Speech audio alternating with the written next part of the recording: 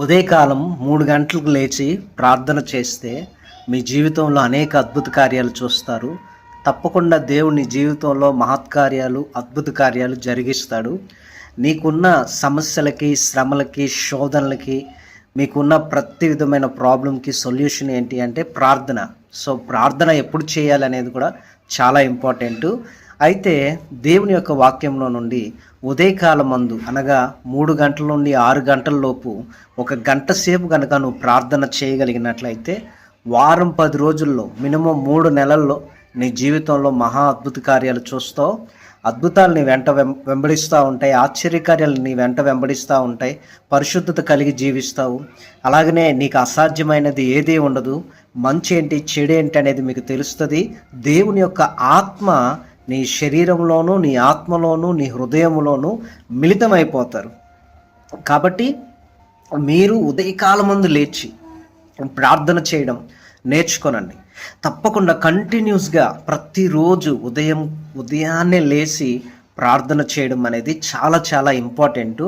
So వీడియోలోకి వెళ్ళే ముందు ఒక వీడియోని ఒక లైక్ చేయండి, అనేకులు కూడా షేర్ చేయండి, సబ్స్క్రైబ్ చేయండి. మీ ప్రార్థన అవసరతలు ఏమంటే కామెంట్లో తెలియపరచండి.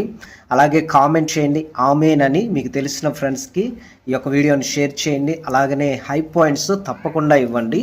సో ఉదయకాలం మందు మనం ప్రార్థన చేయడం మూలాన దేవుడు మనకు చేసే ఆశ్చర్యకార్యాలు ఏంటి అంటే మనం బైబిల్ గ్రంథంలోనూ చూద్దాం. మొట్టమొదటిగా వాక్యము కీర్తన గ్రంథం 5వ అధ్యాయము 3వ వచనంలో ఉదయకాలమందు ప్రార్థన చేయడం వలన మన జీవితంలో దేవుడు చేసే అద్భుతాల గురించి నేను తెలియపరుస్తా. సో ఉదయకాలమందు లేచి ప్రార్థన చేయడం అంటే 3ంటికి లేచి ప్రార్థన చేయి. తప్పకుండా దేవుడు నీ జీవితంలో అద్భుత కార్యాలు జరిగిస్తాడు. కీర్తన గ్రంథము 5వ అధ్యాయము 3వ వచనాన్ని ఒకసారి మనము ధ్యానం చేసుకుందాం. చూడండి, 5వ అధ్యాయము 3వ వచనం. యెహోవా, ఉదయమున నా కంఠస్వరం నీకు వినబడును, ఉదయమున నా ప్రార్థన నీ సన్నిధిని సిద్ధం చేసి కాచి ఉంచుదును. ఉదయమున మన కంఠస్వరం దేవునికి వినబడాలి. సో ఉదయాన్నే నీ వాయిస్ చేత దేవుని ప్రైజ్ చేయడం, నీ వాయిస్తో దేవుని యొక్క వాక్యం చదవడం, అలాగనే ఉదయకాలమందు లేచి ప్రార్థన చేయడం నువ్వు ప్రతిరోజు రెడీ చేసుకొని ఉండాలన్నమాట. ఉదయాన్నే ఎప్పుడవుతుందా అని బద్ధకాన్ని, సోమరిపోతనాన్ని, అశ్రద్ధను, నిర్లక్ష్యాన్ని పక్కన పెట్టి నేను చెప్పిన ప్రకారముగా ఉదయాన్నే కంఠస్వరం అంటే మనస్సులో కాకోకుండా నోరు తెరిచి గట్టిగా ప్రార్థన చేయండి. తప్పకుండా దేవుడు నీ పట్ల మహా అద్భుత కార్యాలు జరిగిస్తాడు. అలాగనే మరొక వాక్య లేఖనాన్ని కూడా మనం ధ్యానం చేద్దాం. మార్కు సువార్త 1వ అధ్యాయము 35వ వచనాన్ని కూడా మనం ధ్యానం చేసుకున్నట్లయితే మార్కు సువార్త 1వ అధ్యాయము 35వ వచనాన్ని కూడా మనము ఒకసారి ధ్యానం చేసుకుందాం. సో యేసు ప్రభు వారు ఏం చేశాడు అనేది కూడా మనం బైబిల్ గ్రంథంలోనూ చూద్దాం. మార్కు సువార్త 1వ అధ్యాయము 35వ వచనంలో, ఆయన పెందల కాడనే లేచి ఇంకను చాలా చీకటి ఉండగానే బయలుదేరి అరణ్య ప్రదేశమునకు వెళ్ళి అక్కడ ప్రార్థన చేయుచుండెను. పెందల కాడ అనగా ఎర్లీ మార్నింగ్ లెగడం. అసలు ఇంకా చీకటి ఉండగానే నీవు బయలుదేరి ప్రార్థన చేయడం అనేది చాలా ఇంపార్టెంట్. అరణ్య ప్రదేశం అంటే ఎవరు ఉండరు అనగా నువ్వు కూడా ఏకాంతముగా నీ ప్రార్థన గదిలోకి వెళ్ళి ఉదయకాలం అందే లేచి చీకటి ఉండగానే నువ్వు ప్రార్థన చేయడం మొదలు పెడితే తప్పకుండా దేవుడు నీ పట్ల అద్భుత కార్యాలు జరిగిస్తాడు. నువ్వు ఎప్పుడైతే ప్రార్థన చేస్తావో అప్పుడు దేవుడు నీ పట్ల అద్భుత కార్యాలు జరిగిస్తాడు.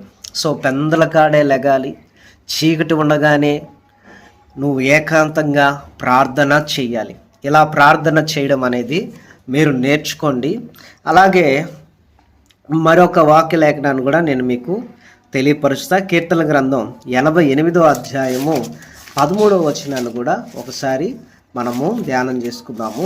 కీర్తన గ్రంథము 88వ అధ్యాయము 13వ వచనంలో ఇలాగ రాయబడినది, యెహోవా, నేను నీతోనే మనవి చేయుచున్నాను, ఉదయమున నా ప్రార్థన నిన్ను ఎదుర్కొనును. సో ఉదయాన్నే నీ ప్రార్థన దేవుణ్ణి ఎదుర్కోవాలి. ఎప్పుడైతే నువ్వు ఉదయకాలం మందు లేచి ప్రార్థన చేస్తావో నీ జీవితం అనేది మార్చబడిద్ది. నీ జీవితంలో దేవుడు బలమైన గొప్ప కార్యాలు, ఆశ్చర్య కార్యాలు జరిగిస్తాడు. అలాగనే కీర్తన గ్రంథం 143వ అధ్యాయము 8వ వచనాన్ని కూడా మనము ఒకసారి ధ్యానం చేసుకున్నట్లయితే, కీర్తన గ్రంథం 143వ అధ్యాయము 8వ వచనంలో, నీ యందు నేను నమ్మిక ఉంచుచున్నాను, ఉదయమున నీ కృపా వార్తను నాకు వినిపింపుము, నీ వైపు నా మనసును ఎత్తుకొనుచున్నాను, నేను నడవలసిన మార్గం నాకు తెలియచేయము. ఎప్పుడైతే నువ్వు ఉదయకాలమందు ప్రార్థన చేయడం మొదలు పెడతావో, దేవుడు తన కృపా వార్తను నీకు వినిపిస్తాడు. నీవు నడవలసిన మార్గాన్ని కూడా దేవుడు నీకు తెలియపరుస్తాడు. ఉదయకాల ప్రార్థనలో మీకు ఏం కావాలో దేవుణ్ణి అడగండి. దేవుడు తప్పకుండా మీ పట్ల బలమైన గొప్ప కార్యాలు జరిగిస్తాడు. ఉదయాన్నే యెహోషువ లేచి ప్రార్థన చేసేవాడు. యోబు ఉదయాన్నే లేచి ప్రార్థన చేసేవాడు. యేసు ప్రభువారు కూడా పెందల కాడనే ఇంకా చీకటి ఉండగానే ఏకాంతంగా అరణ్య ప్రదేశంలోకి వెళ్ళి ప్రార్థన చేసేవాళ్ళు. సో నేటి దైవజనులు, విశ్వాసులు ఎవరిని చూసుకున్నా కానీ గొప్ప గొప్ప దైవజనులు అందరూ కూడా ఉదయాన్నే లేచి ప్రార్థన చేస్తారు. ఎందుకనగా ఉదయం 3 గంటల నుండి 6 గంటల వరకు ప్రేయర్ టైం అన్నమాట. ఆ సమయంలో నిద్రపోవడము, ఆ సమయంలో అశ్రద్ధగా ఉండడం, నిర్లక్ష్యంగా ఉండడం చేయకూడదు. ఆ సమయంలో నీ వాయిస్ దేవుడి దగ్గరికి వెళ్ళి వినిపించాలి. నీ వాయిస్ ద్వారా నీ కష్టాలు, నష్టాలు, ఇబ్బందులు, వేదనలు, బాధలు, నీ డిమాండ్స్, నీ కోరికలు ఏదైనా కానీ దేవుడిని వెళ్ళి అడుగు. ఫర్ ఎగ్జాంపుల్, ఉద్యోగం కావాలని దేవుడిని అడుగు, ఖచ్చితంగా నీకు జవాబు వస్తుంది.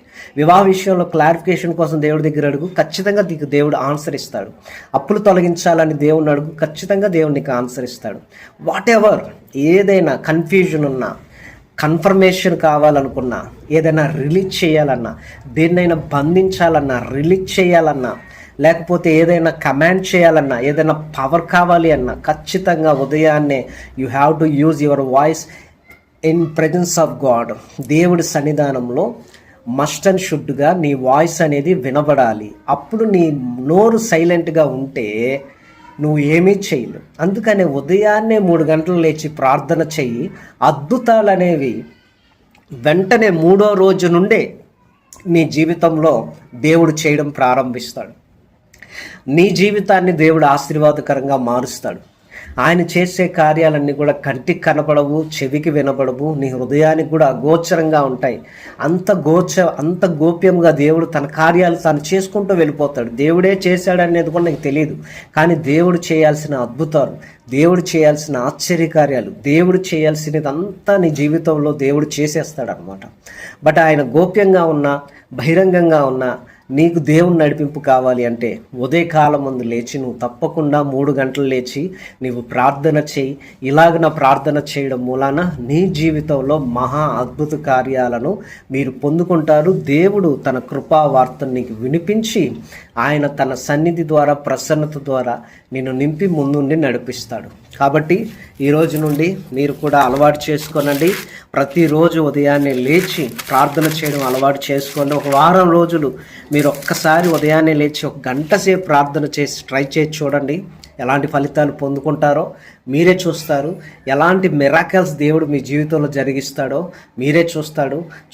తప్పకుండా దేవుడు మీ పట్ల అద్భుత కార్యం జరిగిస్తాడు. ప్రభు ఈ యొక్క వాక్య లేఖనాలను దీవించును గాక. చెప్పిన రెఫరెన్స్ అన్నీ కూడా నోట్ చేసుకొని చదువుకొని వాటిని ప్రతిరోజు కూడా దేవుడి సన్నిధానంలో ఆ లేఖనాలను గుర్తుపెట్టుకొని ప్రార్థన చేయండి. 9908937164 9908937174. ఇది నా నెంబరు. అనగా నేను మీకు ప్రార్థన చేయడానికి సిద్ధంగా ఉంటాను. ఈ నెంబర్కి కాల్ చేసి మీ ప్రార్థన అవసరతను తెలియపరచండి. ఎప్పుడైనా ఎత్తకపోయినా మరలా ట్రై చేయండి, ఖచ్చితంగా ఆన్సర్ చేస్తాను.